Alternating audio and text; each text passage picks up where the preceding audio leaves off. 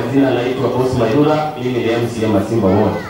Kwa leo sitakuwa na mengi. Nimekuja kusherehekea mafadha wetu watatu kwa kufanya kazi kwa miaka 25.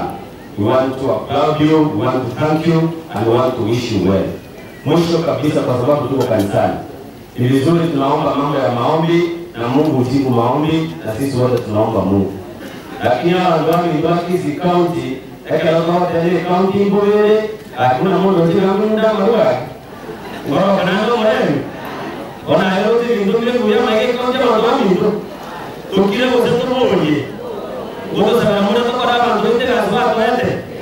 Moko yao MCA omenyele asiamune eli tajua kagawa na chingo kwa pale.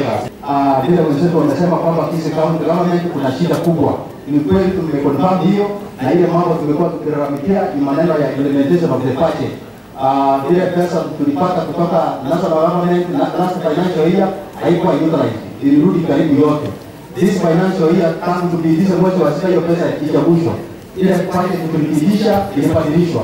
Kwa hivyo tunakuomba ukiwa speaker yetu kule Nairobi, tunakuomba kwamba ile bill ambayo inapatia county assemblies autonomy ya pesa hiyo mtupitishie, ndio inatumika hapa Kisii kunyanyasa MCAs. Kwa hivyo tunashukuru sana mkiwa na senator, hiyo itapitishwa, tuwe na ile independence ambayo tunahitaji. Na mheshimiwa senator amesema only man standing, lakini mimi niseme tu kitu moja.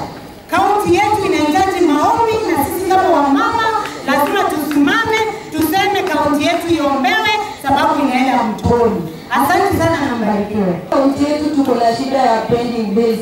Tuliona Simba Arati ni rafiki yako, nataka tu advice juu ya pending bills. Tunaomba kuongea jimbo letu la Kisii County. Penye tunaelekea ni kugumu. Ndio huku nje vimekuwa kali, imebidi tutorokee kanisani. Tafadhali tuombee.